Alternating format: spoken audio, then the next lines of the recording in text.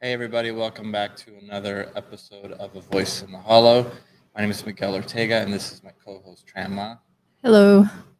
How's everybody doing?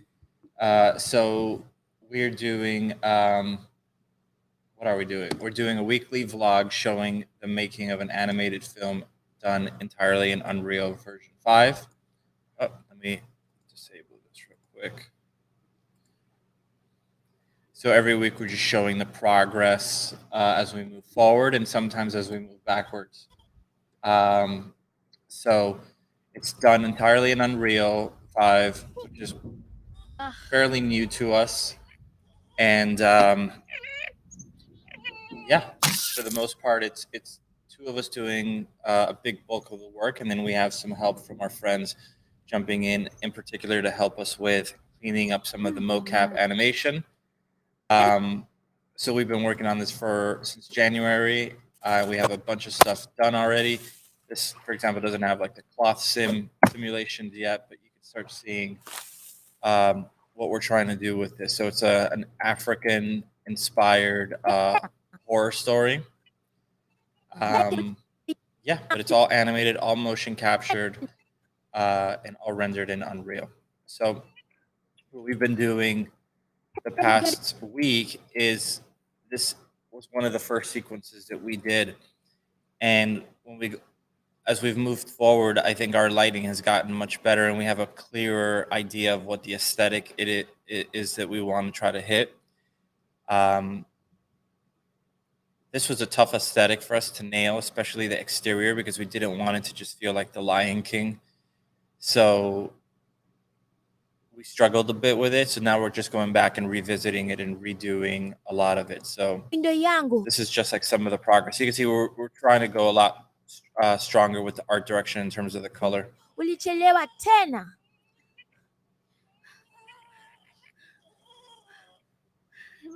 Hebu nionyeshe.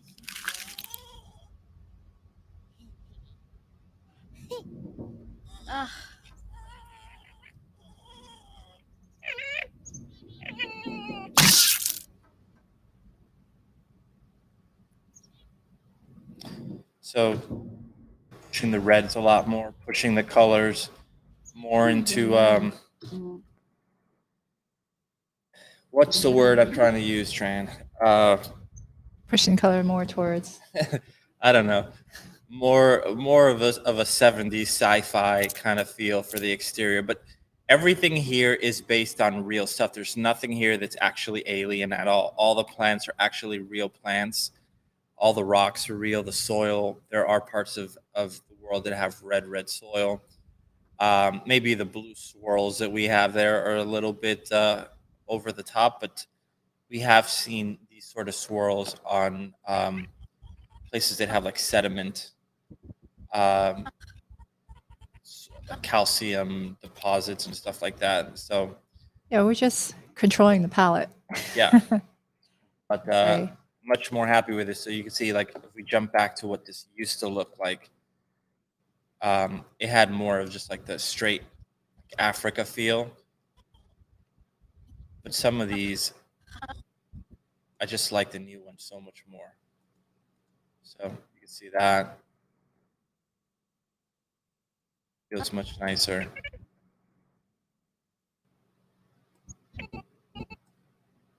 Yeah, I like it more too.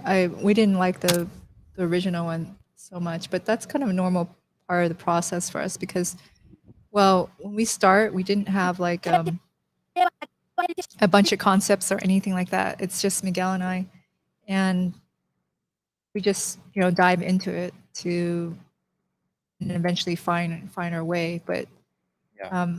Also in the beginning, we're juggling a lot of things, just like making things work. Like how do you get things into Unreal? How do you make Alembics work? How do you do all this stuff? How do we get this mocap data to even function? Yeah, I think when we got really happy in the beginning, when we started looking at these shots that we now hate, a lot of it just had to do with it was the first time we're seeing the characters moving and animating and lit. And we were like, oh my God, we're so happy with the look of it. But we were just actually happy with the look of the characters more than the look of the environment. And we knew it in our heart. So when we started getting into these other sequences that are much further along, it became clear that we had to go back and revisit the original lighting because we really like where the lighting has gone since those shots.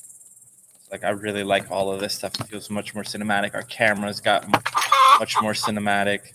So yeah, so that's what we're doing. That's what we've been doing this week, and we hope to wrap this part up as soon as possible, so we could just finish it because we just have one more sequence to go. So yeah. So Tran is going. Yeah, I'll just talk about what I did. It's definitely going to overlap with some of the things Miguel is saying. How do I just do that? Okay. Hold on, we have a few comments here. So Netbug has a direction for the style. I think it's better. So thank you. Unique atmosphere. Thank you. Let's do this. Then we have Maxim. Hey guys, what's up? And then Tatoon. We have an Ola from Tatoon. So Ola. But yeah. Give me 1 second. Netbug, thanks, man. Yeah. So yeah. So this is just what. Okay. Well, your sound's playing. Yeah. Let me just disable audio while it's scrolling. Okay. So what I did this week, well, I showed this last week where we started doing the new look, and I just spent this time wrapping it up. And then passed it to Miguel where he was able to do the shots. So if I just kind of show you, go in my sequencer. Actually, let's do it over here. We have a few people saying hi. So Ahmed, how's it going? And is it Shady on fire or Chady on fire? Well, it'll be hard one. to figure that out. Yeah. So these are on. just a couple camera angles that I was working to, and you can see the palette and the color, and then just a few other angles that I was also messing with. And let's see. Cool. And another one here. So really, pushing the style. Yeah, we really decided to push the style. Like, why not? This is not photoreal. So let's see where we can take the environments in terms of colors. Yeah, and I think that part of that comes with the fact that when we did this, I know that Tran was very scared initially because we're like, if we went with something like a Victorian thing, which was our first idea, it would have been very easy to find the style because we're like, okay, we know what this is supposed to look like. But when you're doing this like fantasy Africa, it's a much tougher aesthetic to nail. Yeah, well, we said, okay, we want to tell this story. So we went, what motivated us first was the story. And then we looked at our time, like how much time we had to do it, and then our budget, and everything, we're just indie. So it's not like a lot. You can't just do whatever you want to do. Live action would have been very difficult to try to film this. Which is something we wanted to do, by the way. Yeah, so we normally work live action. And so we said, okay, let's just do it stylized. And we don't know Unreal well. So a lot of our background is in VFX, and it's all just rendering, not real time. So Unreal is like brand new to us. And so we had all those things to factor in. And then we said, okay, we're going to do stylized because the limitations of what we know it can do and limitations of our own knowledge, right? And then when we said stylized, we said, well, we don't want to try to match, Disney or anything like that. We just kind of want to do our own thing. And we were inspired by stop motion. So we went in that direction. But as far as what that would mean, the environments look like, I totally didn't know. Yeah. And I was like, okay, we have to figure this out. Our first try, I felt, well, that was like mostly on me. I felt it was really ugly. And yeah, and then I think the environment kind of affected everything else. But we started finding our way when we got to the ceremony in the beach scene. I think the beach scene kind of did it for me with the colors and everything. right? That was the one, the first sequence where we had so much color going on, at least to me. And then taking that palette and then going back. Yeah, if you show the beach scene, you can take over. That's this one here. Yeah. So like this shot to me was like, okay, look at the colors. We have, at least in the wide shot, the green, red, and then a little bit of yellow coming from the light source. And again, you can see it in that wide. Umemwona Koa ameenda wapi? Mimi sio mlinzi wa You can see there's all wenzangu. kinds of issues with the particles, but Mawindo Yeah, tu. like colors. vanishing. the colors Ataungana pamoja na are sisi. very strong, I feel. Yes. Yeah. Chui. Kamwe usifurahie. Even these shots, like I really like how they look. And I think it worked with the grain more. So That was a big thing, yeah. I think, well, the grain is 70s kind of grain Yeah. film look, right? And then these colors actually are 70s type colors. So they kind of just worked together. And then, yeah, we eventually found it. The palette for like the nighttime time's a little bit different. So if you were to look at the ceremony or the village, it's red and it's blue, but the blue temperature is different. So our daytime look right now is, our daytime foggy look is red with a teal color. So it's not really like blue. And if you pop into my environments, I'll Jump back to. So someone is saying a few things. So good comments on that. Yeah. So, and we showed this last week. If you were there, and we're like, well, what you guys think? And then some people chimed in and they said they like it more. But you can see here, this is our palette. So it's red and it's a more teal blue for our daytime stuff. So, and then in some angles like this one, the yellow just seems much more powerful. So we have a little bit of yellow coming in. But yeah, so this was for me wrapping this up. And as far as like how a couple of things look, what I actually did do, let me get out. We did have one of the things that is particular, maybe not as normal, is we did have like these decals here. Just snap out of the camera. Right, and then I broke this up a little bit more because it was really soft. But that's it, right? And again, like what Miguel was saying, all this is like natural. All these boulders were our Megascan assets. I modified them by making them round in ZBrush. These are all Megascan floors, and we have decals. Let's just see if I can find one. Here's one. And then this is what's controlling this kind of swirled look right here. The water does look good there, by the way. I take back what I said yesterday. I know you didn't like it. No, I actually think it looks good there. I just can't barely see it on the other shots. Yeah, you have to kind of move it. You have to set dress it. So what I have here is a fake water plane. It doesn't really hold up close. So if you get up close, you're like, yeah, that's not water. But we don't really have shots where we're trying to make it convincing close up, right? It's just kind of more like this, right? And so that's fake water plane. And all it is one giant flat plane. And the way we're shaping the water plane is just using a land like this and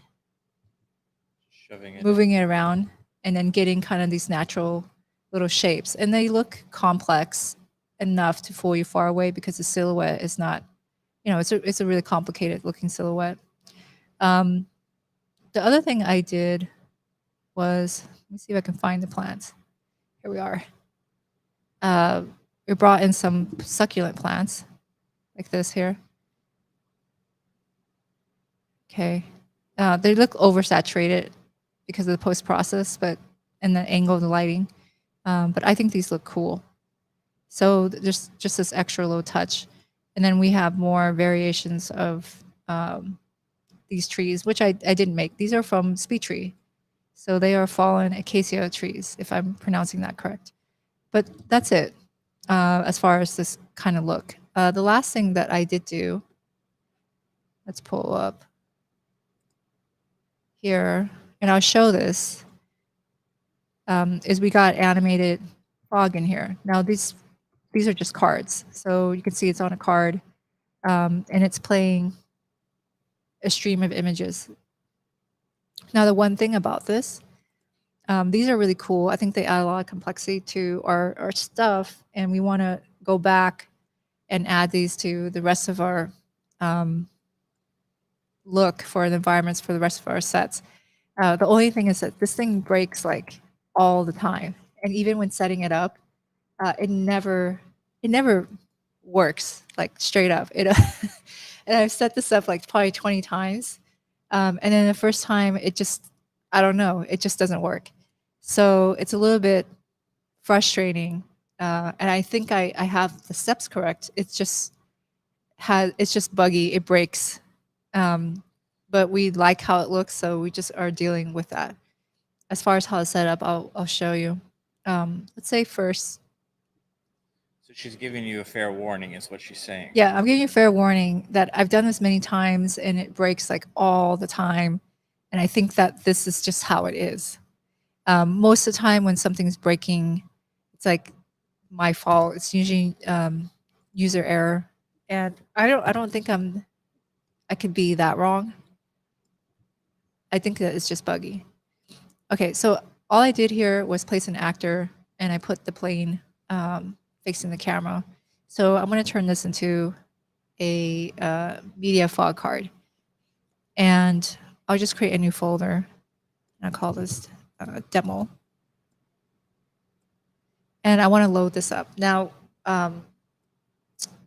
this will not be importing the actual files into Unreal. It will be reading it off like a disk. And maybe that's probably why it breaks all the time, because it's not actually imported into the project. But it does make it run faster, I believe, if it's set up like that. So let's say I want to make it. I'm just going to right click. I'm going to go under media. And I'm going to create media, image media source. And let's just call this demo fog MS. So MS stands for media source, so I know what that is. Let's double click this. Window pops up and it's going to have a sequence path right here. And I'm going to load in the sequence. Okay, so the sequence is a bunch of individual JPEGs, and I just want to load in the first one, and this thing should read the rest of it. You don't need to load the whole thing in. So I'm just going to say open. Now I have my first image path, and let's hit save. Okay, so now I have a media source that is reading that file. The next thing I want to create, there's a lot of steps. This I feel like could be simplified, is I want to create a media player. And you want to check in video output media texture. What this will do is give me a second node or two nodes, right? So let's just say okay. So the first one's media player. I'll call this demo fog MP for media player. And when I hit enter, I also get this media texture because I checked that box. Let's open up the media player.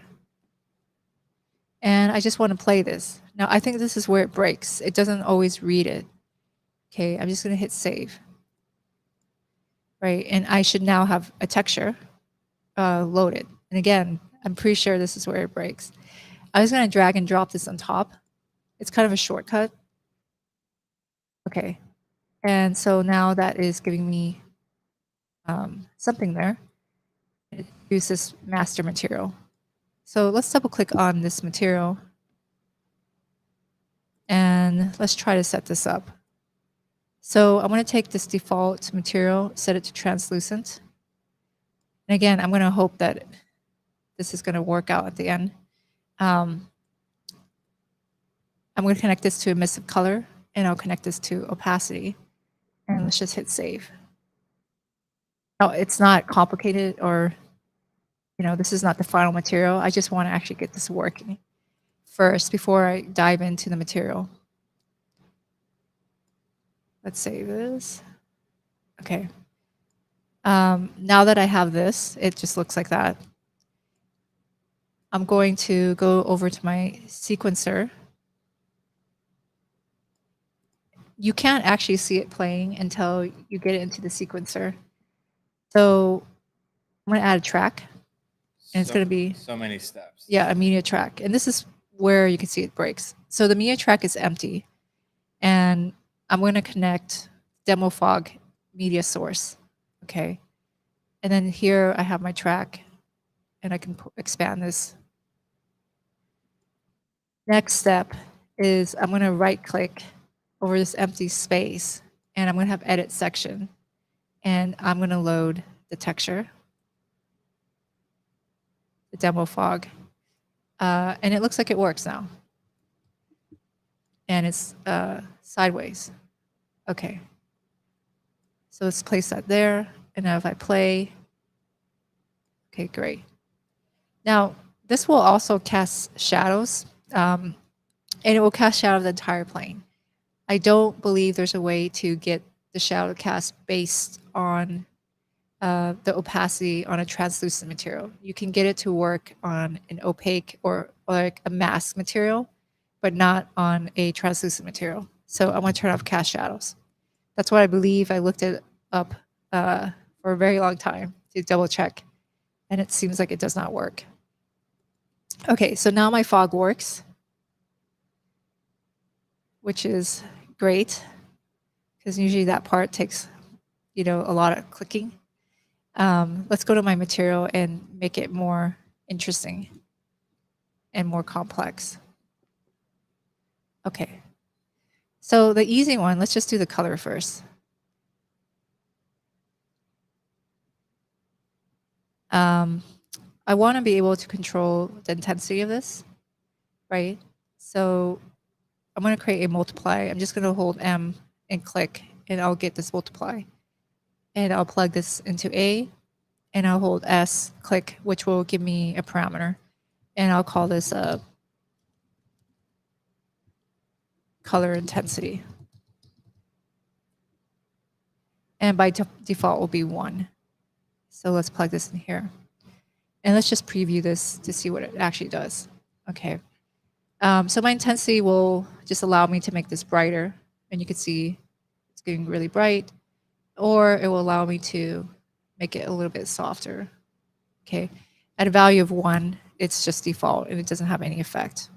The next thing I would like is to have a way to color it, right? So I'll create a multiply node again. So these are both multiplies. And then I'll create a color node, convert that to parameter, and I'll just call this color tint. And I don't want to tint it black because I won't see it. Let's tint it this kind of green color and link it in here. Now I have 2 parameters that I want to control in a material instance. And I want to group them so they're more organized. So I'll call this one 01 dash color.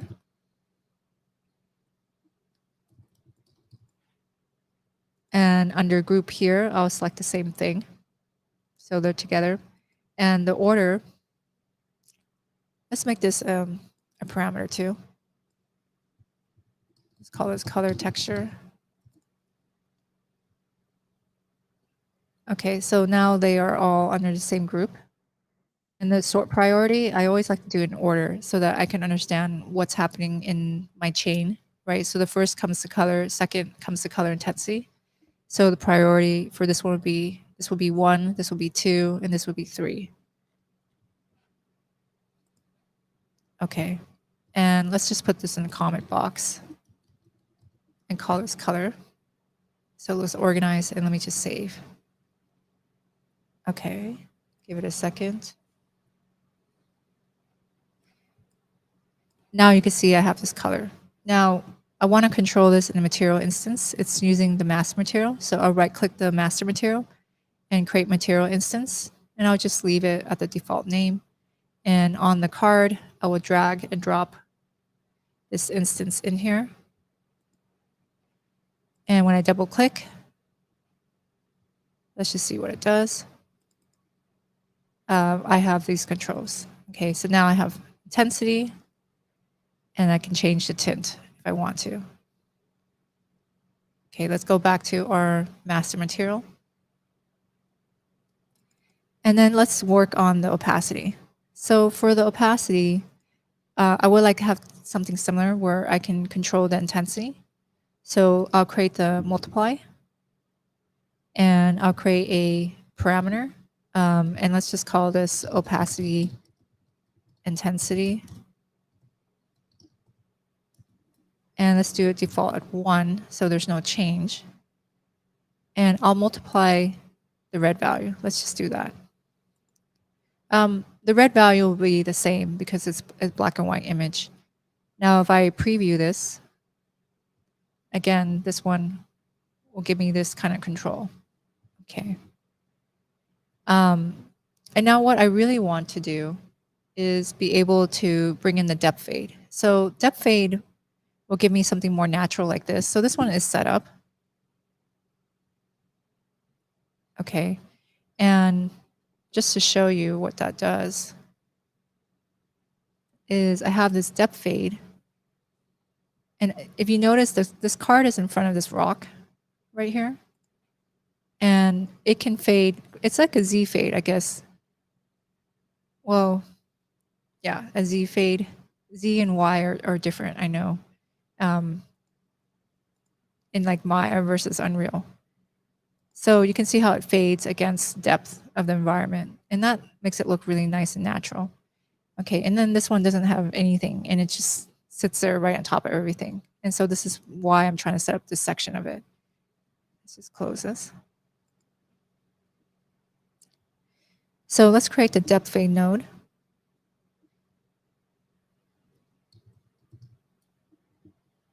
Okay. Now I want to have a little bit more control. So what I want to do on my opacity, I have a way to make this particular map brighter. Okay. And I'm going to create a multiply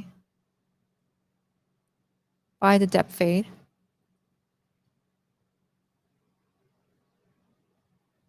This will then hook up into the opacity here. And this is where it gets a little bit complicated here. So the depth, let's do the fade distance. That one's really basic. So I create a parameter and I'll just call this depth fade.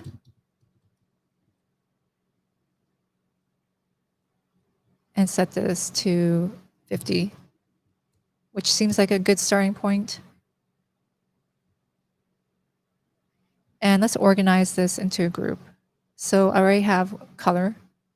I'm going to call this 02 opacity. This way they don't show up randomly everywhere. I'll name this 1 because this comes first in this chain. And I'll name these a little bit later. Or at least the order, but we'll just put them in the same group. So that's also opacity. Now this could be pretty basic. I could just put a parameter in here, right? And then just call this opacity strength or something. And then that could work. But I think what will help, if you take a look at here in the image source, and a lot of the sources that we're getting, they just kind of clip out at the top. Right, so I kind of just draw what I mean here. Just that area doesn't have this nice fade. This one is okay, but a lot of the elements that we have just, go right up to the edge. And that doesn't look very good. The depth fade can kind of take care of that. But if I want a little bit more control, what I'd like to have is a kind of mask like this, right? That will fade out all the edges. And it won't matter what element I have, right? So, and again, a lot of my elements are just bleeding off to the end. Now you can create an image file in like Photoshop and bring in kind of like a halo kind of image, or you can create one procedurally in here, which I think this is a neat little trick. So if I create a texture coordinate like this, and let's just preview this. This is used for tiling normally your images, right? But notice that we have color. We have this yellow color. So it's basically green and red information. Now, if I create a component mask like this, component mask will mask my channels. So I have RGB. And let's just connect this. And let's just preview this to see what that looks like. Okay, so it looks the same. But if I mask out, let's say the red channel, I have this kind of gradient. And if I look at the green channel, I also have this top gradient, right? So this, I'm going to use this to help create that little ring. Let's just isolate this with my red channel. Now, if I also create a 1-, this is basically invert, right? It will invert this.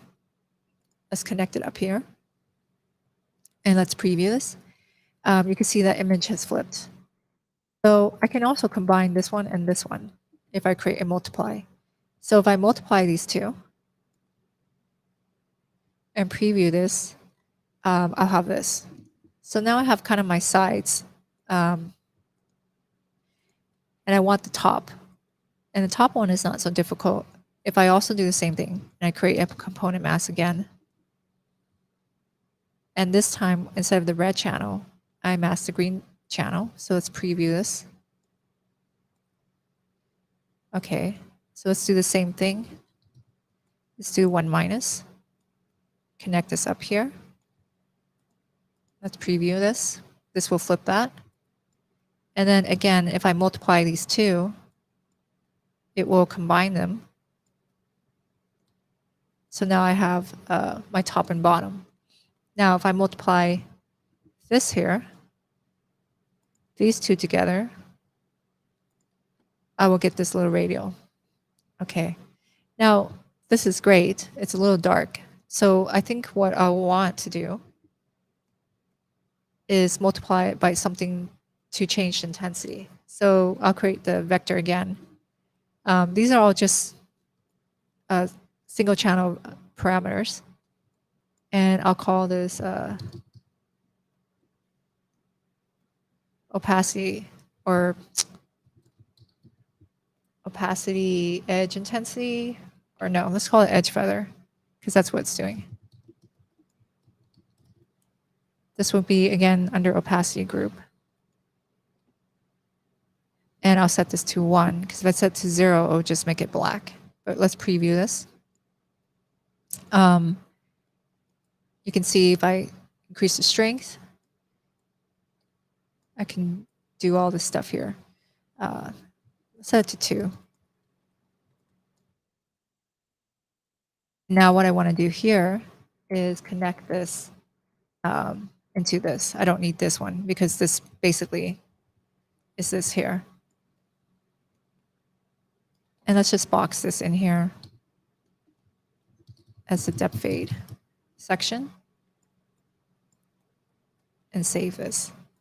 So now what I'm saying here is this section here will multiply on top of this image here, right? So I can't really preview this. It doesn't really, this depth fade node doesn't preview well.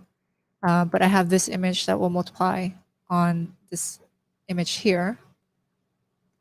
And now if I take a look, it looks like it's gone. You can see everything sitting under here, under opacity. So my color is organized. My opacity is not really. I want to put the priority. So I'll put this number 1. This will be number 2. And this will be 3. That way this will show up first, this second, and this third. And it does matter to me the order they show up in because that's a matter of them being processed here. Now this is a little weak. You can barely see it. So I can change the intensity of my opacity. I also have my color intensity.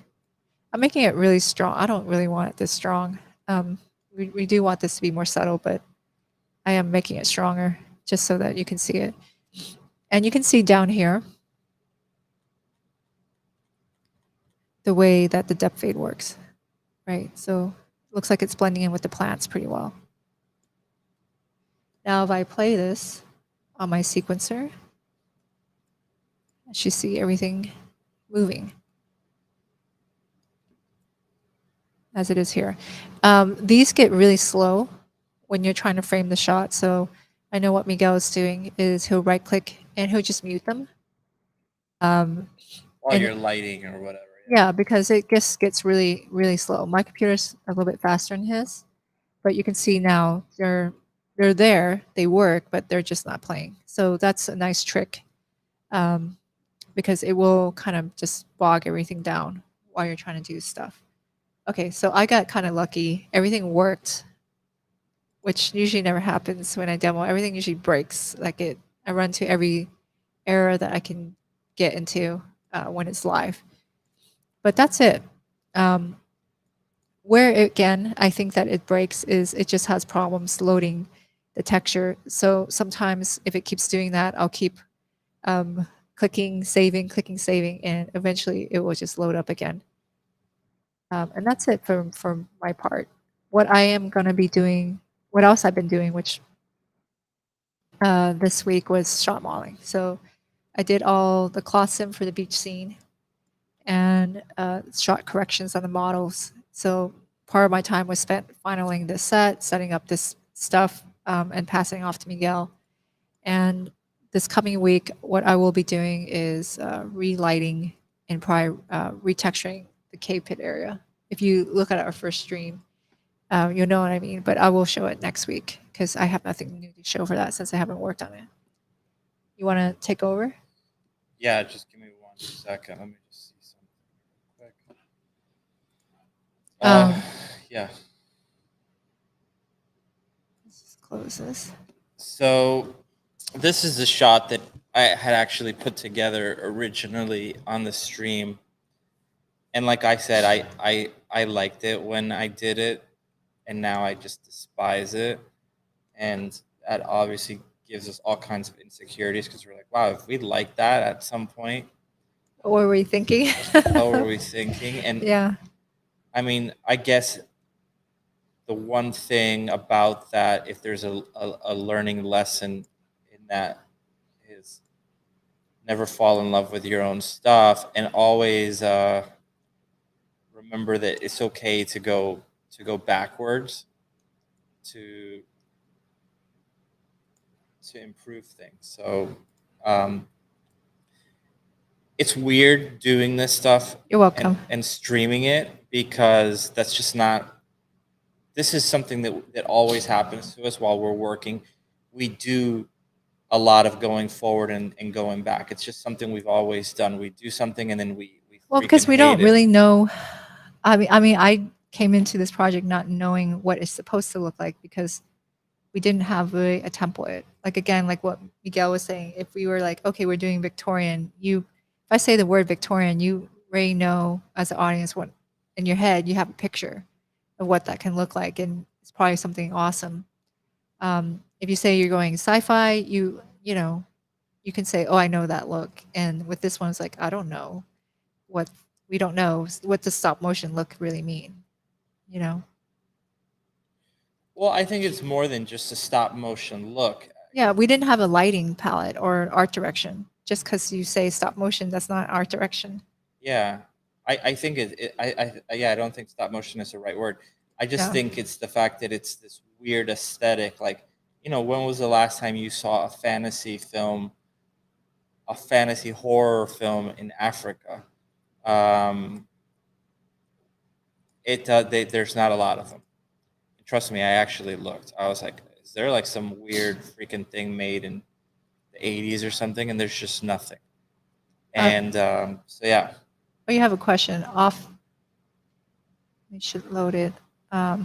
Off top question: is it possible to combine Disney animation principles with mocap animation for something between real and cartoonish? Probably. We're definitely not going Disney with our animation, primarily because we're not animators. Yeah. So we have to rely on this mocap stuff, and I would think that you can do it. But yeah. You need someone very good with animation. Like if you're doing it yourself and you're a strong animator, then I would say, yeah, you probably could do it. Definitely animators do work on top of mocap. Yeah. Yeah. So you could see, let me save this because I definitely get scared about crashing. So what I'm doing here is I'm just trying to figure out how this shot is going to look.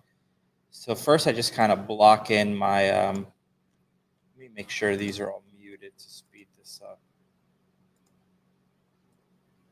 Oh yeah, it's like night and day. So just I'm muting the stuff that Tran just showed.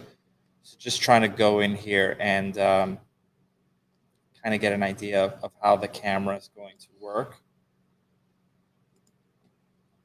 So when I do cameras, I like to kind of move forward and just slowly start adjusting it.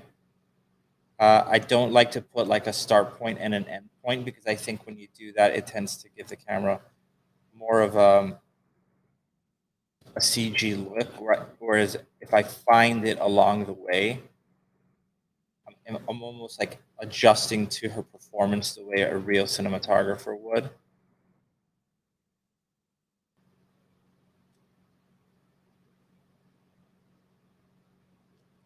So she's out of focus at the moment, and that's okay. I don't care about that stuff. Let's start fixing that now.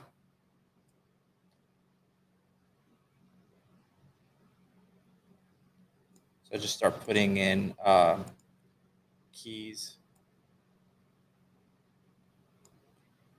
for that.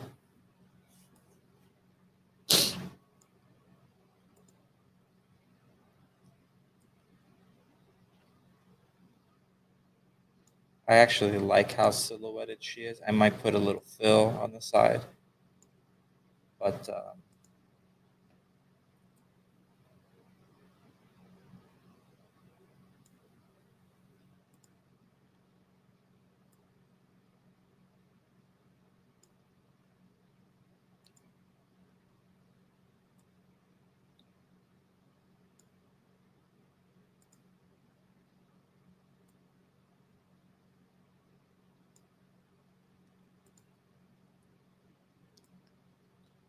let's take a look.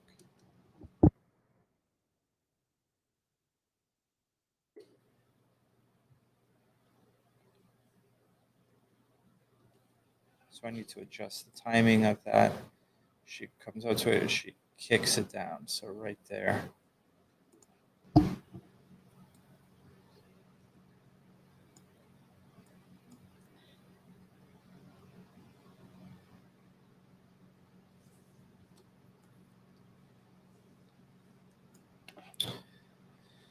All right, so let's find her.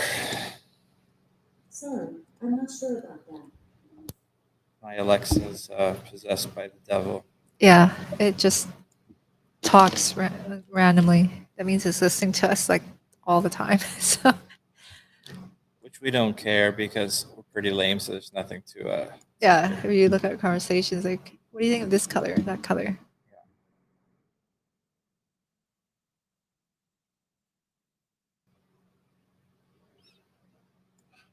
So I'll get rid of the volumetrics here.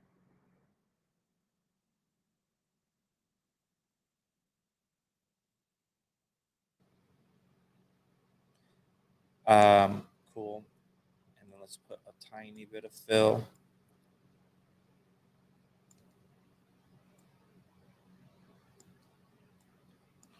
So we'll just bring down the intensity of this.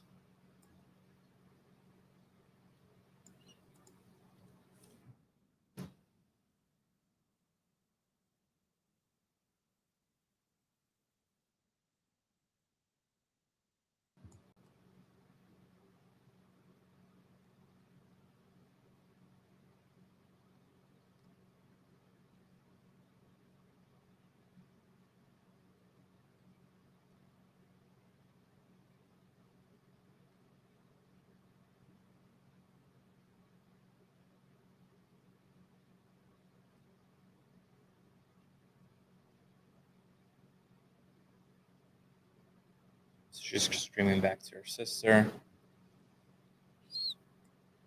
And I'm not going to use this whole shot. I'll just use a portion of it. I'm not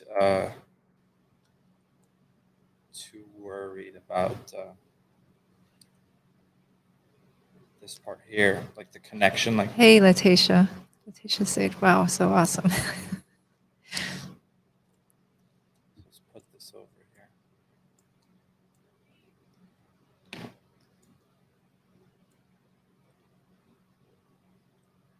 Letitia, I like that little fat guy you made. He's awesome.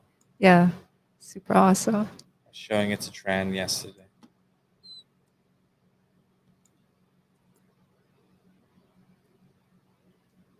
So I might scale this down.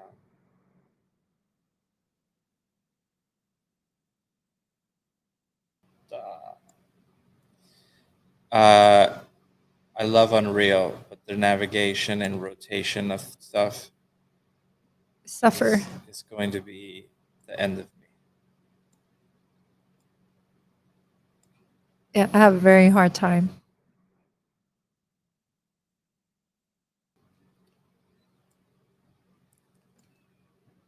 This down.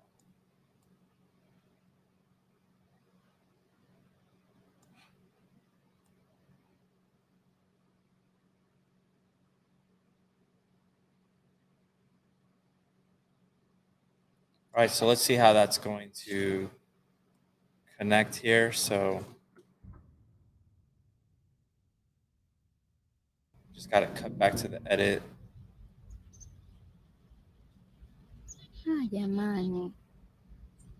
That's the old stuff that we're redoing. Every time I see it, I cringe. So from this,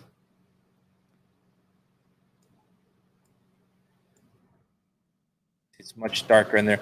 I do feel I need to show a shot of her, like her hesitation before she goes inside. But Well, her performance there looks like she's hesitating, right? yeah. Well, no, so the idea with this here is that she's looking back to make sure that her sister doesn't see that she found the broken spear. That was the intent. Do you think that that works? What? The way in this layout is like in the old one, Ala is not that really that far from Koa, so it makes sense for her to like look around. Well, then maybe we need to put Ala over here. I mean, just having her, yeah, I guess just having her sit somewhere over there. Yeah, so that because the way I see it is maybe it's not that far, and for all she knows, the sister could be walking around. She doesn't know that she's just going to stay there. Okay. So And then her actions make a little bit more sense because Ala is like nearby. yeah. Jamani. So this shot is all the old stuff. I'm just gonna hide that stuff because every time it cuts to that, I freaking die a little bit inside. So let's see again. Jamani. Let's go to this.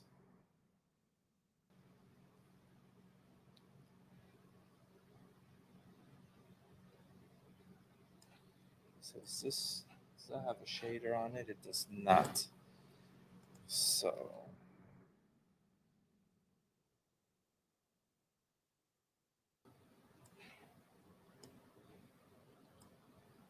can you say something? Yeah. Did you turn off your mic? Yes. Okay. I don't want to add like breathing noises 'cause I have allergies. Oh, it just sounded really weird. It sounded like the audio died.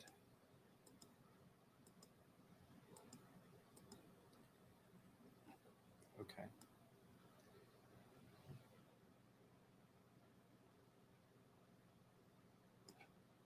So let's adjust this. When it comes to like set dressing, what I usually do is I just rough something in, especially on this set here. And I'll just be like, just pass it to Tran and be like, I'm just gonna kind of rough something out, make it prettier. Like I don't have the patience right now to like place the flowers really pretty. Let's just be like, you do that. I can't hear you. But just leave your mic on. It's better to leave it on. So I'll leave it on. Yeah. Well, yes, and then usually we'll look at it together on his machine. So it's not, if you guys know Unreal projects, they're not really easy to like, here, open this file and do this and then hand it back. takes like a really long time. Because the file sizes are like a Yeah. terabyte. We do what does happen. Oh, that's kind of cool. The light's hitting it. It's kind of red. What we'll do is we do end up with 2 different projects, and I'll do my thing and he does his. His file is always the master file because he does all the editing with all the performances. And most of the work I do is really like the assets and the levels, right? So I'll migrate my stuff out into Miguel's project, and then we'll meet up at some point and he'll pass his entire project to me, and then that becomes a new project and I work on top of that. And it's a kind of a strange way of working, but it works for us. But it is slow because whenever he passes his project, that's like I know I'm going to lose like half a day opening it, copying it into Literally half a day, yeah, yeah. it will take like 4 hours to copy the files. It usually like takes at least 20 minutes, and then from his drive onto the backup drive and then copying it to mine will be 20 minutes, and then opening it will take a very long time, Yeah. and then loading the maps will take a very long time. So everything was just so slow. So we don't do that all the time because we'll lose like days of work. So I'm just trying to get a little bit of a spec hit on that spear.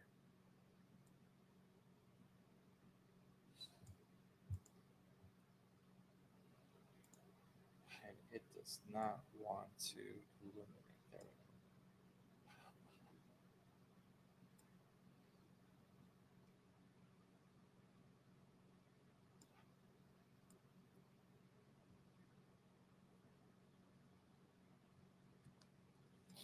So for those that don't know what we're doing, just this is an animated short film, all done in Unreal. It's a African horror film. I mean, it's not really horror, but it is, I guess. It's pretty violent, and it's all in Swahili. All the actors are from Tanzania, and not from Tanzania. They live in Tanzania. So it's pretty cool.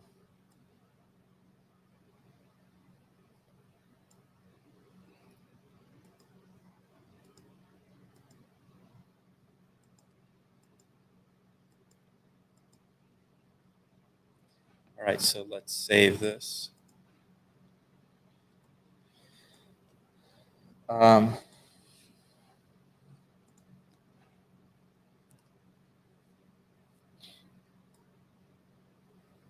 What the hell is Oh, every time you save, it snaps you out of the camera.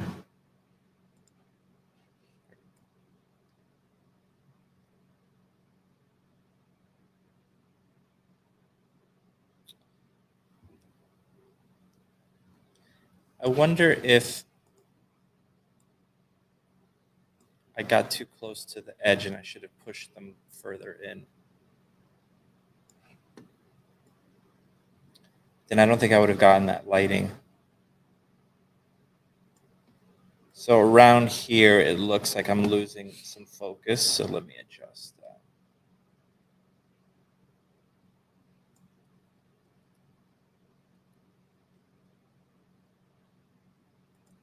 The other thing, that question that was asked earlier is if we wanted to, if you could mix like Disney stuff, animation. I think you could, but I actually don't think that with the tone that we're going to go for, that like overly stylized animation would work. I think it has to be a little bit more grounded. You have a question. What's the question? Are camera animations done in Unreal? Yeah, I mean, I'm literally making them right now. Yeah, so you're literally watching me adjust the camera. I'm making the camera movement right now. You're not doing any of your cameras in Maya, are you? But I did them earlier in Maya, but now I'm just doing it all in Unreal, just because. well, you don't know what anything really looks like. That's right. Yeah, a lot of the framing is based on like the environment and the lighting that you have, and you can't see that in Maya. Yeah, that's exactly right.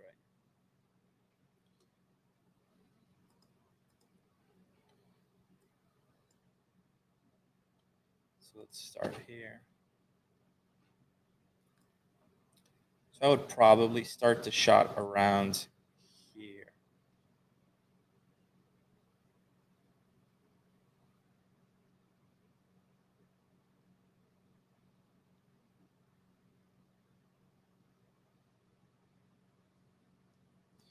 So let's look at our volumetric fog here.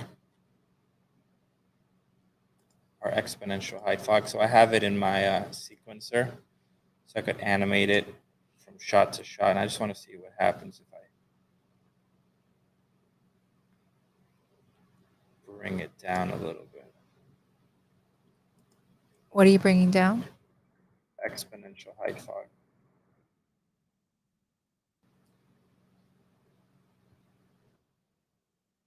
It looks better like that. Got that nice fade. Yeah, but I got to try and see. Yeah.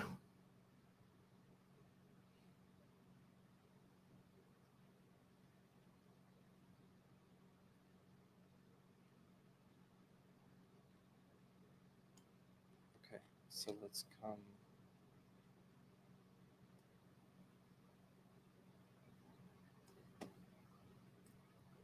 Here.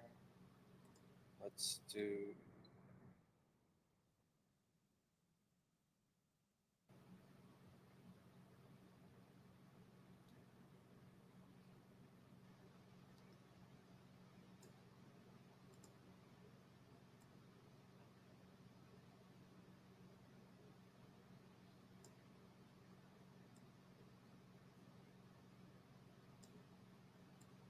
All right, so I want to put this in the edit just to see what it looks like.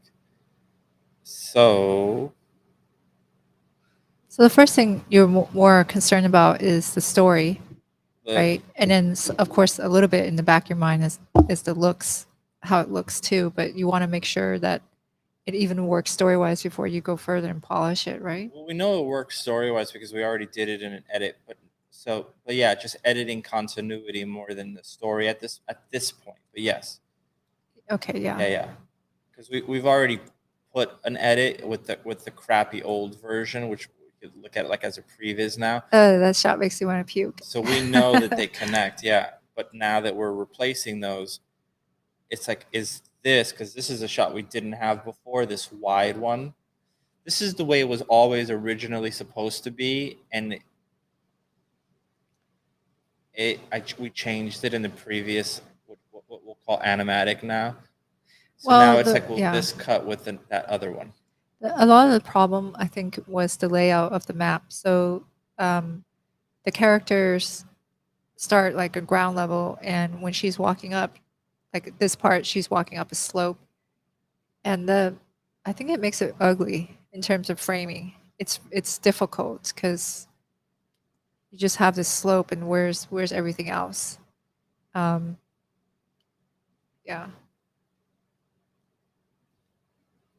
So here, when she pushes it down, the lighting is kind of tough to see. I might have to duplicate this.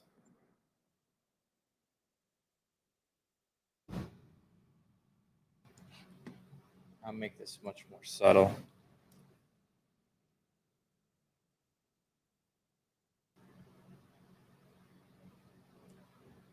I think this shot, if you bump up the saturation, it'd be really pretty. Yeah, so let's see. We're going to put this into the edit. So I'm going to save this. You have like some of this color coming in, like, but it's a little muted. But you could do it in the post process, or are you going to do it in Premiere? No, I don't mess with that. I want to just do it in Premiere.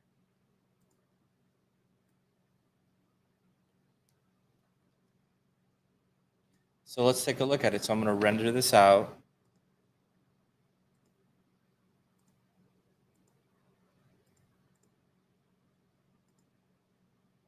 I'm gonna set. You know what? I'm gonna set my settings to Default. the super default. Yeah. So lately, what we have in our renders are higher settings that Miguel is setting. So our stuff looks a little bit more polished. But right now, I'm gonna do it really, really quick. Yeah, it's going to be default, which is not going to be as nice in the quality. And we'll probably have a stream where we talk about the render settings once we have it like really down. Yes, I usually have like a preset for this, but since we're doing this at low settings, do not have it. Ooh, I should have set this to a single view. Let me just cancel this real quick.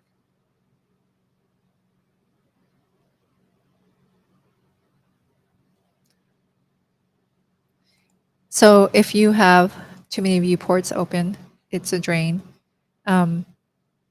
We also put it to unlit like that because Yeah.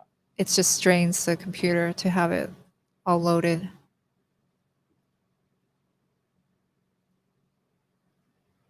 It's already going faster. Oh, it renders super fast when it's done. When it's done with the low res settings. Yeah. Well, like when you don't have multiple viewports and you're putting it unlit. So now like all the resources are poured into rendering instead of trying to load the lighting and everything.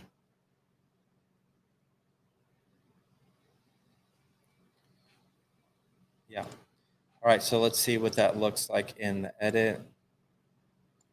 Let's hope it works.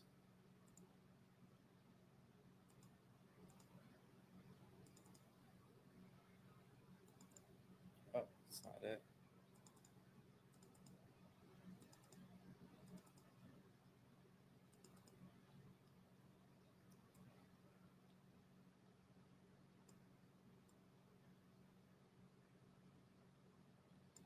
So I know I want this to start a little bit later, so.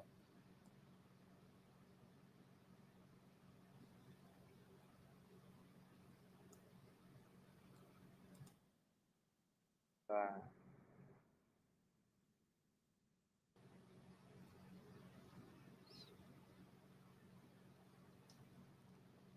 don't need her to turn around twice. So probably right here.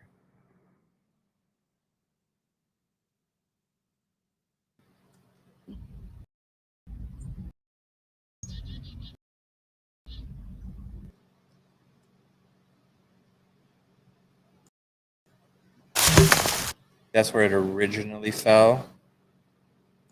So I'm actually going to keep that.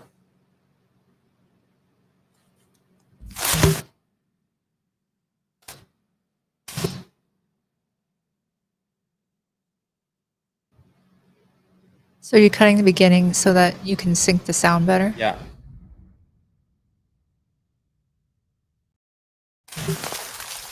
Nitakuwa nimerush sana. Siuoni. So here, now that we're having her like kind of talking out of this little cave, I'm going to come over here to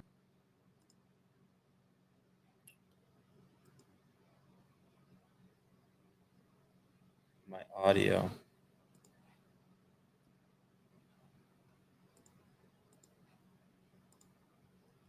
And I could go to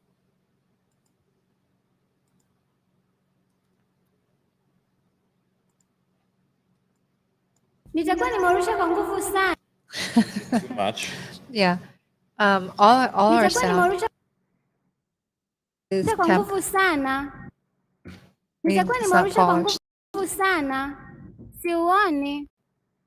Yeah, it's all temp. But But it makes a difference to have some temp sound mix. You know, it changes how you view Nitakuwa it, nimerusha feel kwa it. nguvu sana. Siuoni.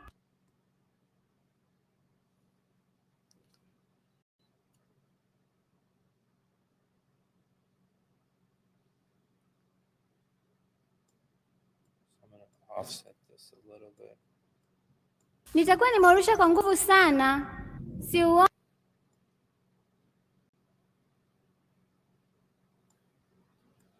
And I need to fine tune the placement of that, but Nitakuwa nimeurusha kwa nguvu, I'll do that later. nitakuwa nimeurusha kwa nguvu sana.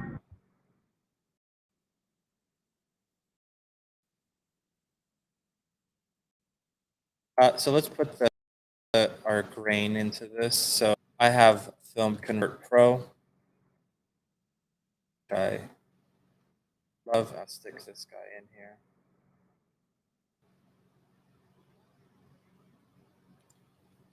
So let's look at it from over here. Jamani,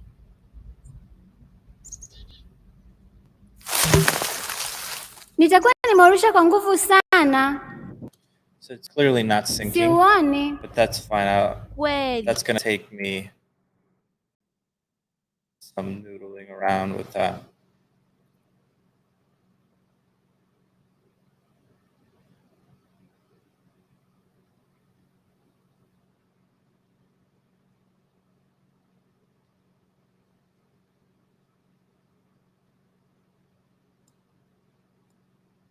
Probably looks like she's. Nitakuwa nimeurusha kwa nguvu sana. Siuoni.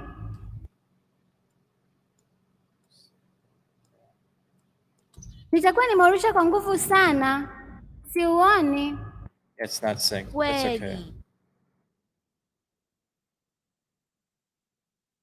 When I look at her in the shot, I wish I had put more gold on her. More metallic materials. Nitakuwa ni I agree. I actually thought about that the other day. nitakuwa nimeurusha. Okay. So again, I have to sync the audio. So I think I need, so in the original one, if we look at this atrocity, you could see that we have this POV. I need that POV and then her pushing it, but I need to make sure that it's completely clear. Like, oh, it's the spear on the ground. We don't have that right now. So I have that, and then it's cutting to that. You don't know what she's doing. You have no idea what it is. Like, you know, there's a stick there. I also have to adjust the angle here because you could see here, the spear is pointing that way, and here it's pointing the other way. So you get just the angle on the wide shot? Well, this one already has animation, so it's kind of a pain in the ass to adjust that one. Are they one alembic? Yeah. It's not a big deal. I could go back in and replace it. But you see, like, this angle actually works well for this shot, and this angle works great for this shot. So Yeah, I think if you rotate it in the master. Yeah. What is that? Well, I kind of like how it is in the master. Like if you rotated it to match that shot, I don't like the composition as much. Yeah, I might just have to go in and replace the alembic file.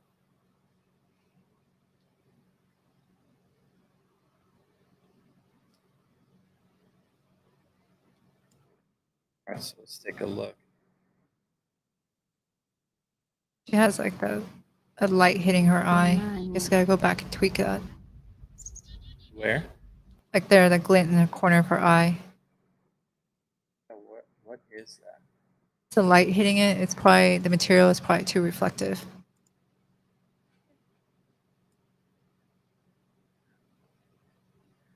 It's like that fill. It's just reflecting it. Let's see what light that is. So it's not those. Oh, it's that. What is that light? Is that the sun?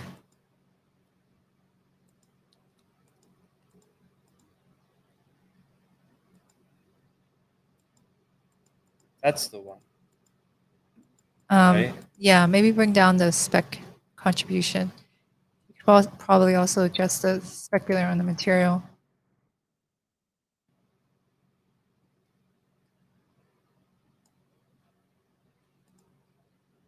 That works. I think that looks better.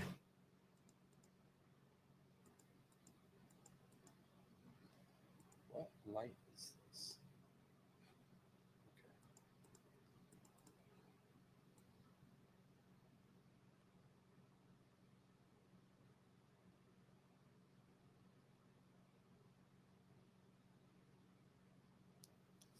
All right, so let's save this.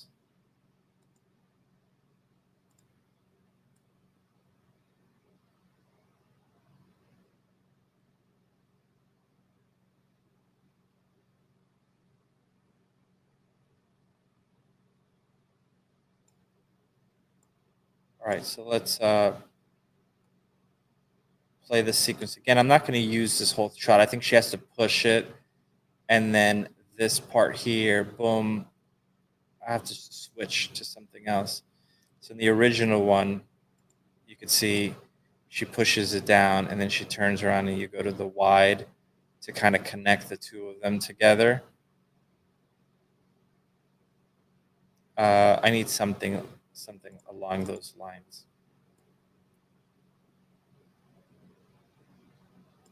Let me just see how I did it in the old one. So push it down, and it's instant. Turn around. Okay.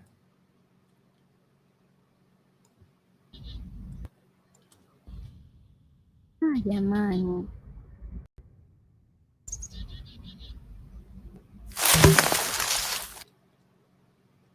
Right there.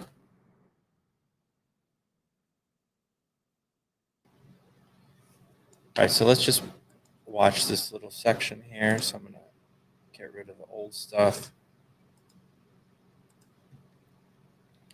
I was trying to do the spear POV while you were teaching stuff, and I was actually having a hard time with it. Like it's looking weird. Looking weird. Yeah. Is it too dark? It's I don't know what it is, but it just looks a little funky. Like those sort of shots are usually easy for me, like POV, put a shallow depth of field, it looks nice, but it was looking weird.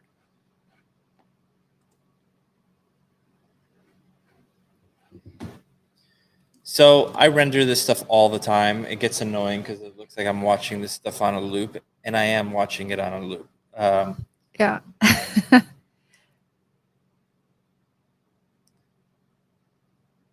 I look at the edit a zillion times. That's why I was able to do all the facial motion capture in Swahili, because I hear this audio so much. That you just know it like phonetically.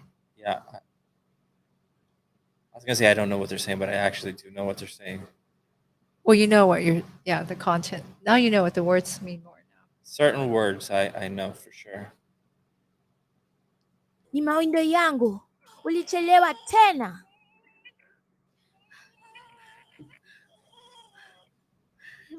Hebu nionyeshe. Oh, that was weird. Ni mawindo yangu, ulichelewa tena.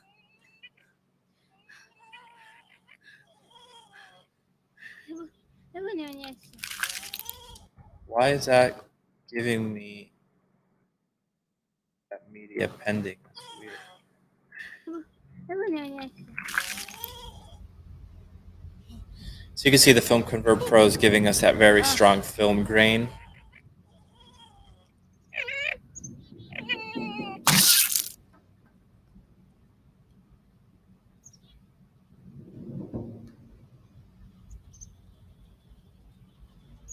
Jamani.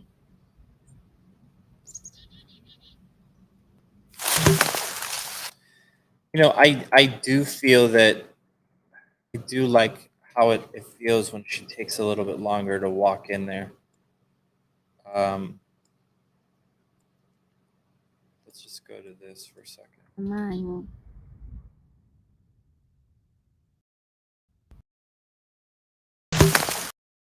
Obviously, it doesn't work with the sound, but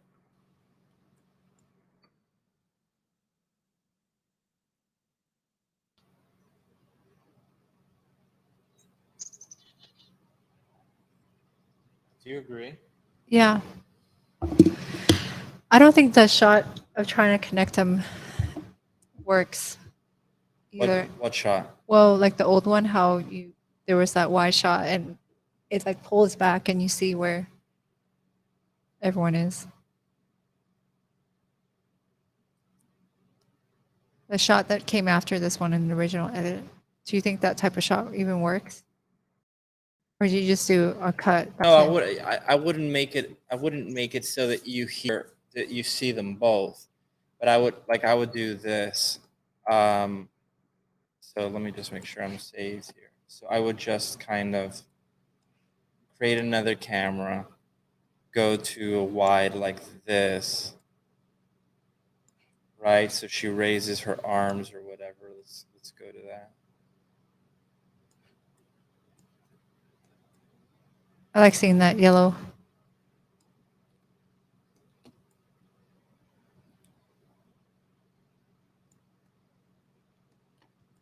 do like how this is starting to look like the entrance.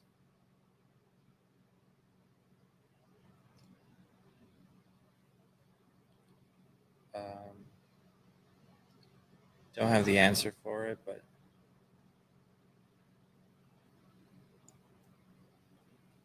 let's see, maybe something like this.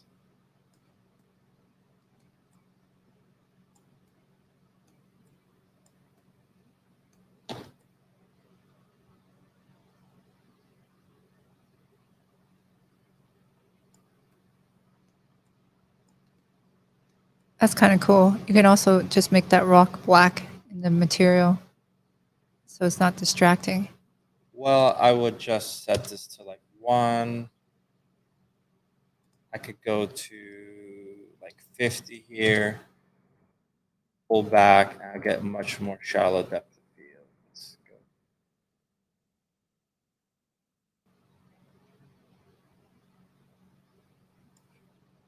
Let's push this to.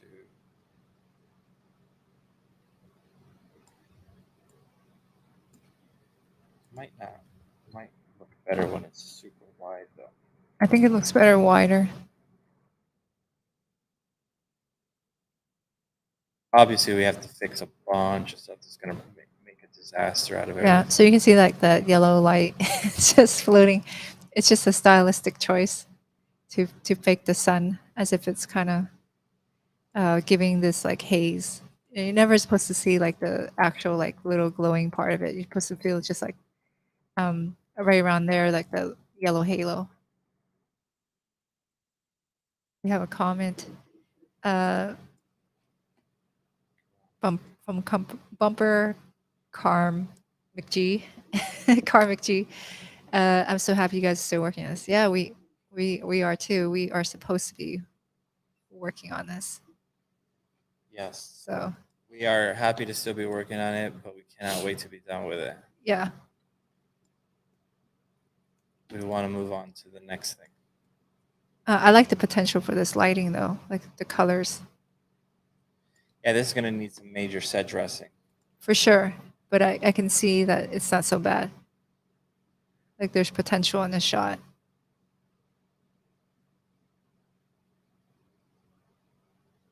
I think I like the down angle. It feels more dangerous. And then getting some of the sky with the yellow casting in. That was very pretty where you had it. Like that? Yeah. It just needs to probably replace some of the rocks in the foreground or just dress it up.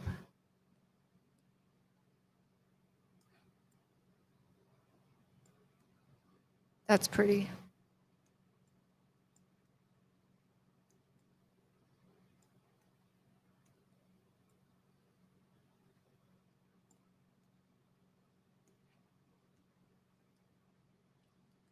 Let's see what we have here.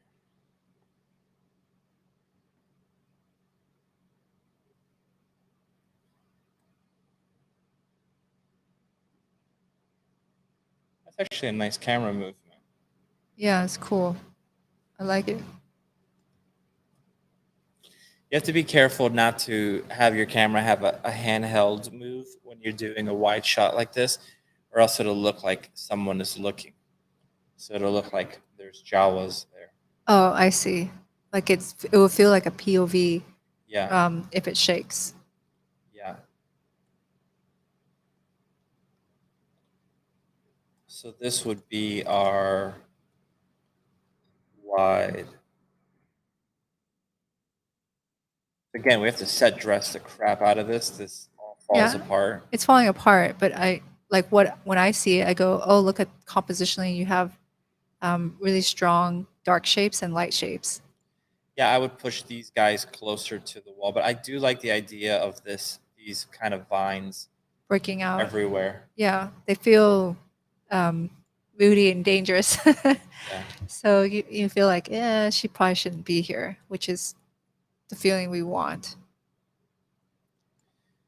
Yeah, which actually, let me look at this here, because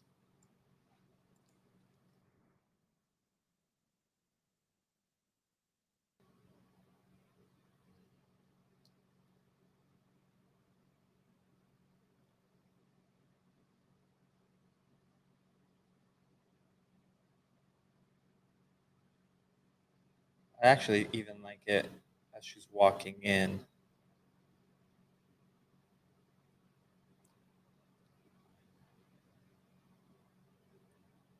Okay, so we'll have to fix this one up.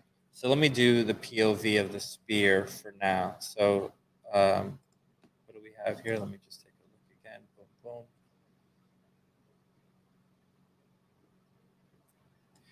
All right, so I'm going to put it in for now.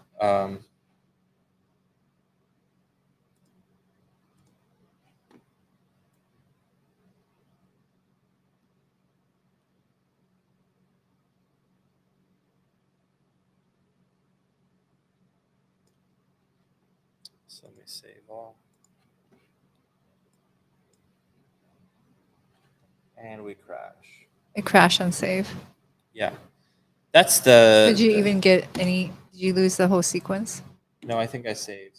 I've been saving a ton. I save a ton in particular when I'm doing the streams because It's heavy on your graphics card. I don't think it has anything to do with the graphics card. You don't think so? No. But the streaming it makes it crash more, no?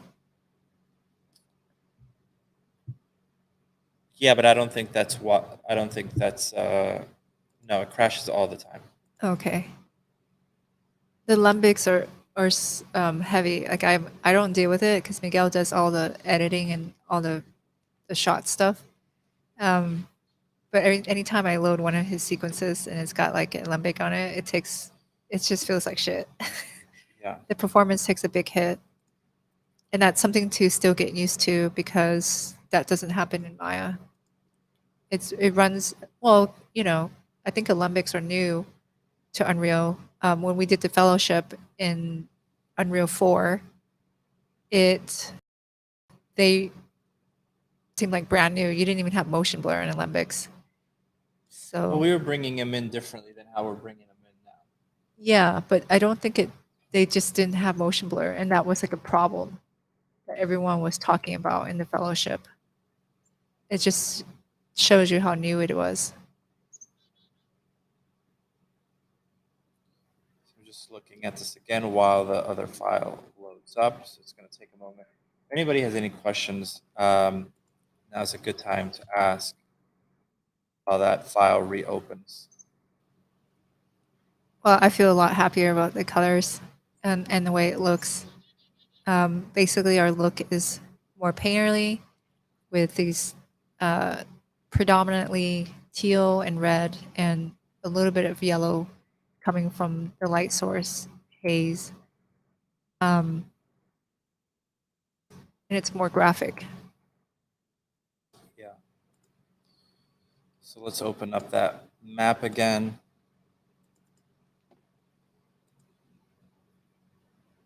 What's going to happen with the orange motion trail? That is Do you mean like this? the fog trail crap. I don't know. Yeah, we have to So- figure that out. There's like a lot of things that This is rendered at low settings though. Just they go away when you increase the settings a little bit. They do, right? I don't know actually. I don't think we've rendered any of the ones with the fog. Well, Here's these don't have it. is there any color stuff happening in the post, or is it all engine? No, so there is stuff. So let me show you. So like, let me show you this shot here, because this one has, I think this is still like my favorite shot. So I like the other when they're walking away, when Ko overlaps her. which one? When Ko is walking out of frame. This one? Yeah, I like that Okay, one. so let's look at this one from a color point of view. So what are we doing here? So I have this tool called FilmConvert Pro. I love this program. It's a plugin. If you buy the OFX version, you get it for Nuke, Premiere, and everything. So it's pretty cool. So let me just create one from scratch. You can see the colors here are pretty. There's still a lot of color here. But if I come over to effects, let me go to FilmConvert Pro. Right now, you have the other one disabled. I have it disabled. So I could drag that in. Okay. And when I do that, here it is. So first up, you have like your camera settings. So you could adjust your exposure. You could adjust the temperature. So you can see I could make it more red, or I could make it more blue. I believe I made this one slightly more red. Okay. Next up, you have a bunch of film LUTs and your frame size. So you can see as I go through these, it tries to give the color that you would get from. So you can see it says KD 5207 Vis 3. So I'm assuming that's Kodak 5207 Vista 3, right? Kodak 5213 Vista 3, FJ. So that's Fuji, IL. I'm not sure what that is. Kodak, Fuji, Kodak, and then the last one is Polaroid. So it changes the color response based on that. So I believe this one that we ended up with is this. Next, you have the size. So take a look at this. So right now we have 35 millimeter full frame. You see that there's some grain on this for sure. You compare it without it. It adds a lot of grain. But if I set this to Super 16, look how the image now looks much softer and the grain is much stronger. Yeah. Compare it to that. I mean, it's probably hard to see it through the stream, but it does look, I like it. I like the softening effect. If I go to 8 millimeter, so it's technically, yes, the grain looks bigger, but it's not actually that the grain is bigger, it's that the film is smaller. So as the film is smaller, the grain appears bigger because it's scaling up film. That's why back in the days when they were doing optical effects, where they were doing compositing in the optical printer, they would try to do this at like 65 millimeters so that the grain was smaller. They were trying to get the grain to be smaller. So because when you would keep doubling it up with all these different exposures, all these different elements, the grain would start getting bigger and bigger and bigger. So you can see that's like 8 millimeter. But what's cool about it is how it automatically adjusts the softness and the grain size accordingly. So right now I have everything just at 35 millimeter Academy. But I might bring it to Super 16. Super 16 to me is like the nicest sort of film. Like, I'm not a film purist at all. Like, I would shoot digital all the way. But if I ever shot in film, it would be in Super 16 because it actually has a look to it that is really magical. And since we wanted this to have that, this was inspired, the story, everything about it was inspired when I started going down like this rabbit hole of 1970s exploitation movies in particular. Yeah, so our color palettes are all, Yeah. everything's kind of coming together. Yeah, more than exploitation, it was more like revenge. crime movies from the 70s and some exploitation stuff.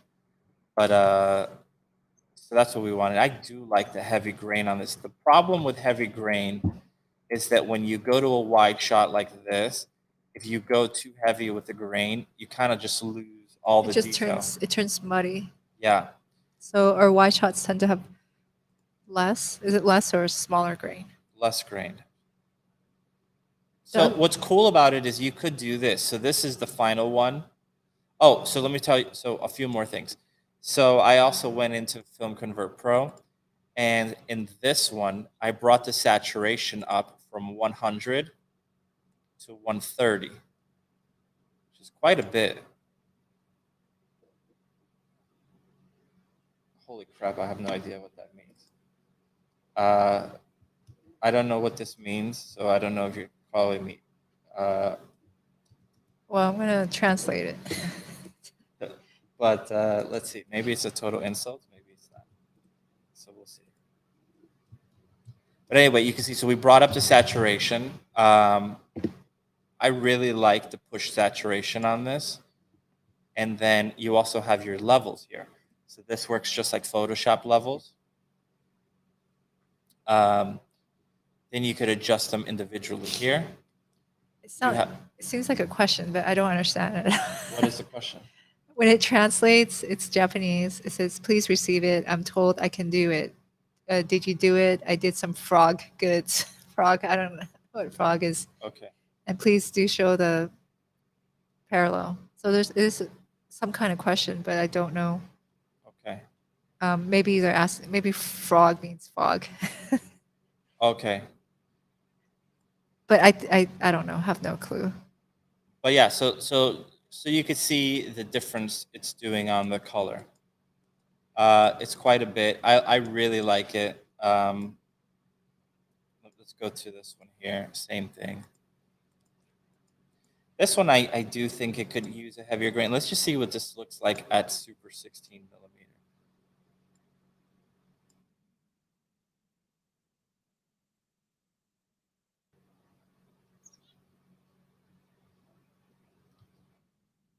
So, it's funny when I look at this, I'm like, does this look too alien? And it's like, these are all real plants. Like there's nothing here that is not of this earth. We just tinted them red, but everything is a real plant. So like the colors, how we're getting the look is there's not a lot going on in the post-process inside of Unreal. The post-process just kind of darkens the lighting, and we just like the gamma depending on the shot, but it's actually super simple. All our palette is being driven by the color of our assets. So the red is because the ground is actually red, and we have tinted our height fog, or exponential height fog with a little bit of teal. Yeah. So you can see this is a great example of the thing that Tran was showing earlier, breaking. So you can see I open up this thing and all the fog cards look completely messed up. So they're just like squares. So all I have to do is just double click on the texture, double click on this, double click on this.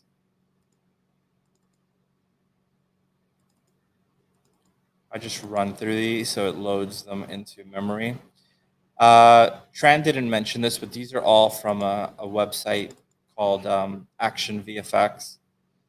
Cannot recommend those guys enough. I mean, my God, do I use them for everything. So it's one of the greatest resources, and we're subscribed to them. So if you subscribe, you could get a certain number of elements a month. And yeah, they're pretty amazing. All right, so let's do our POV shot now. So I'm going to duplicate the camera here. And I'm going to find a spot where I want the broken spear to be. And I think I have it already in there somewhere.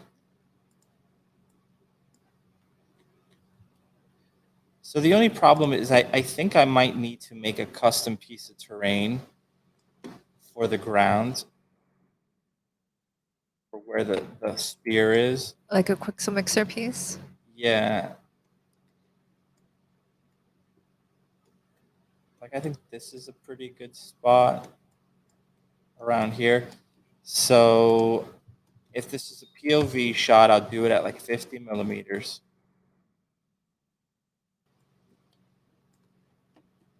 Let me set my camera to POV.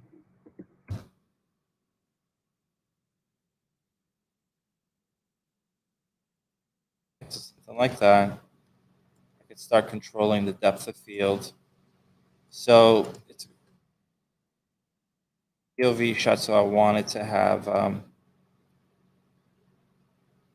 shallow-ish depth of field. So it'd have to be from her POV, so she's over here.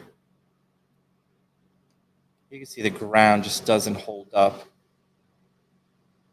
to something like this.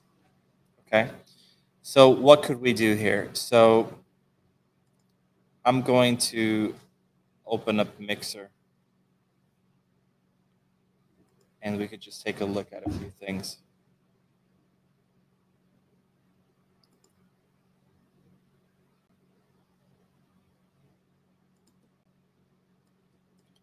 Let me just do that over here.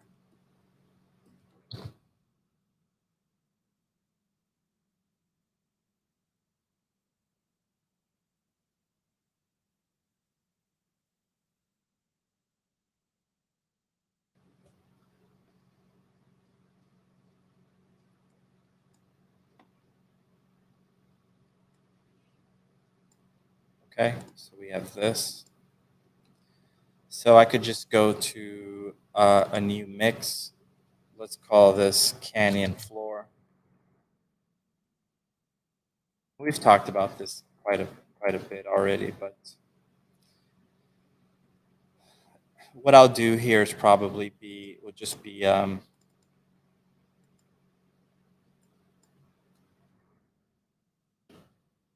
demo. I'll have to go in and redo this. So working resolution, I'll keep this low. And I'll have a plane like so. So local library. You can see we have all kinds of cool stuff here. So I pressed gravel. I actually didn't mean to press it, but it's okay. I'm gonna keep it. Let's look at what else we have here. What do you think is a good one, Tran? Try looking for like a canyon.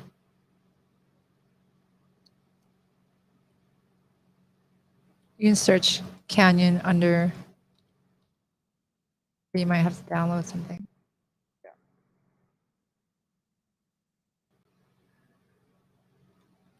Something like this.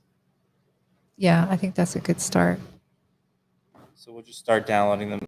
The most amazing thing about this program is that it's for starters is that it's freaking free, which is just insane. That one's pretty good too. Yeah, that one's great. I do notice if you download too many though, they don't make it. So I would not download any more than that. So let's just let that download. Yeah. There was a day I couldn't download anything from the site. It kept disconnecting.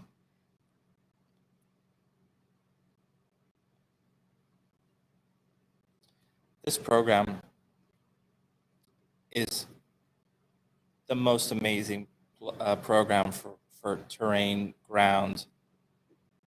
I just loved it. I think it's just incredible. So, okay, so let's see what we have here.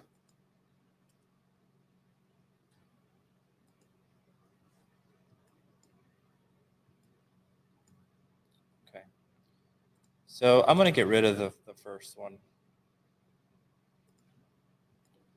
So you can see we have this as our floor.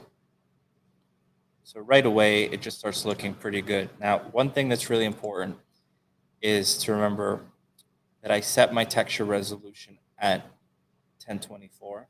It's very low. This is just a working resolution. At any point, I can bring this up to 4K, and you can see that now you have a lot more resolution. So work low, and then at the end, you don't even have to at the end. When you export it, you could just set the settings to even 8K, and it'll give you 8K resolution. It's just really great at working with proxies. Okay. So we have something like this. You know what? This probably isn't going to need a ton of stuff, but what I'm going to look into is, can I do like a liquid layer here? And you can see all of a sudden we have some water. That looks really nice. Right? I can go to that water and adjust the threshold. So now you can see we have not as much. Bring that down. Just a couple. Little puddles. Nice little detail. Right? Do you want the puddle to look like it's clean? So you could come over here to the turbidity. Now it looks like it's dirtier, older water. Which I think works better for Totally. the cheat. Like sometimes if you have the water clear and you bring that to Unreal, it looks weird. Looks fake, yeah. It looks very fake. But if you kind of color the water like that to be more opaque, it works a lot better in Unreal. But look at this. Now I need a hero piece for the ground. I have a pretty good one. There's moisture there. There's all kinds of complexity. And I just have to export this out, and it'll give me all the maps that I need. And I can make this as complex as I want. So if I come over here to local texture, I can go, just as an example, I can go to soil ground, right? I don't necessarily want this for my final thing, but just to show you. So it's loading up. Right? Now I could control the height of it. So you can see now it's above everything else, or it could just be poking out in a few little spots. Right? I don't want that, but just so you could see. So albedo here, I could go in here and make this more red. How red do you think? How red did you go? It's pretty red, but I think it's okay to just tint it further inside Unreal. Yeah? Yeah. Okay. I mean, you can make it more What red. about the water? Wouldn't it affect the water? Yeah, that's why I think you should make it more red. But it's red, like not orange. So I would adjust the hue. Yeah. Whoa. It's super red. So Like that kind of red? yeah, it's like red like that. It's intensely red. It gets washed out by the lighting and the height fog. But our ground is red. Okay. So what else could I do here? Let's you do have it fading to, let's look at some of the vines. I just want to see what we have here with vines.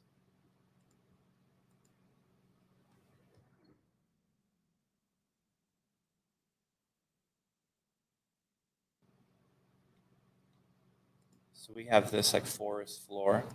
Let's just download that just to see what we get.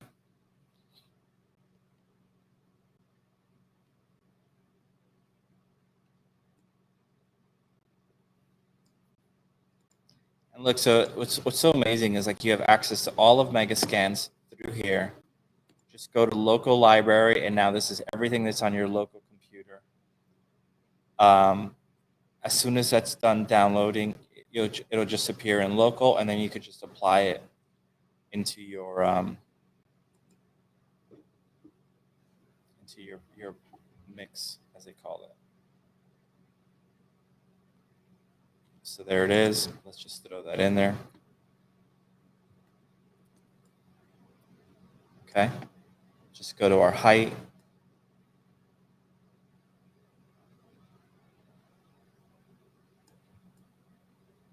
So you can see this guy in particular looks low res. here.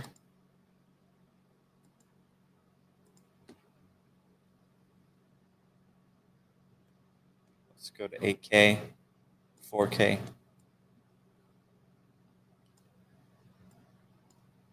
Not crazy about it, but again, I just wanted to show you guys how this works and how powerful this is. You can see I bring this all the way up. So now it looks like there's all these things growing out of the ground. And then if you wanted to, you could bring up the water level.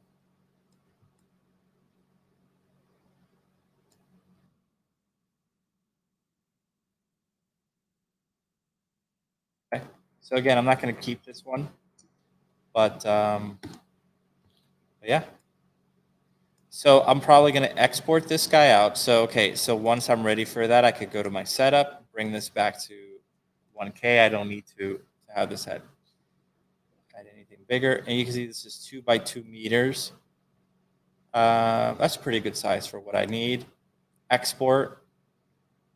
Let's find a folder for this. So assets, I'll make something called sphere floor. Select folder. That's correct. And I can just export this to disk. Here's my resolution. 4K or 8K. I'll do 4K. And export to disk. Okay. And that's it. Now I could just load that into Unreal and plug that in, and I'll have a new hero ground for my close-up shot.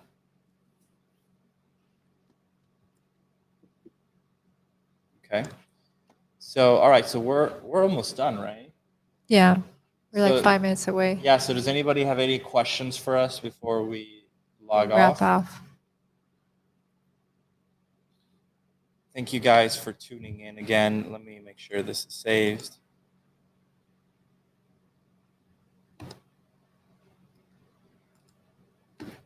If not, then we'll see you guys next week. Hopefully by next week we'll have all this sequence done and we can move on to our finale. Oh, I think I have one more thing that I thought was pretty cool to show. Let me see if I can find it. Give me 1 second.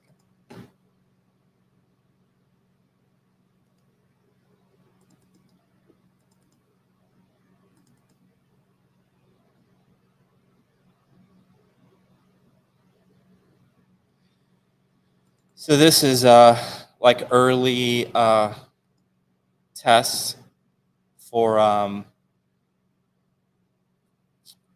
ragdoll dynamics for the murder sequence, or when she gets one of them is tossed into a hole. So this was done by our friend Joey Park, who just graduated from Gnomon, and you can see pretty cool. He actually did a newer one, which I cannot find for the life of me, which was just amazing. Let me see if I can. Yeah, so part of the reason why we had to revisit this set is we're coming back to it. And we see the cave pit in the beginning of the story, and then it's going to end around the cave pit again. And so we have to make sure that environment looks very good. That's right. That's exactly why we came back to it.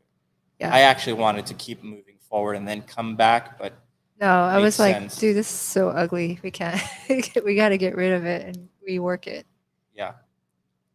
So we're definitely happier with the new colors. And yeah. So thanks everyone.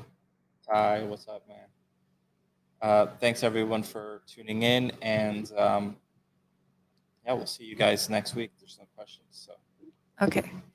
wait, there's someone here? Hi everyone, what's up? Creative creators rolling in this journey. Oh, cool.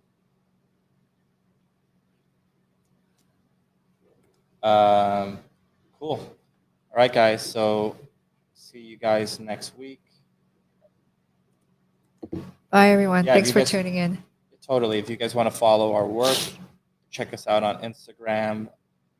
I think we're going to be much more active in social media on all of this stuff. So we were just waiting to have cool stuff to show, and I think we're ready to start showing. Yeah, we had to show you all our stuff we would never show, which is the stuff we would hide. Yeah. So yeah. So this has been tough for us because normally we would never, like usually when I would work at a company, I would want to sit in the corner so no one could look behind me because I didn't want to show anyone work in progress. So this has been like tough for us. So Yeah. yeah. Thank Right. you, everyone, for tuning in. We'll be Yeah. back next week. Thanks, everyone. Thank you, guys. Bye-bye.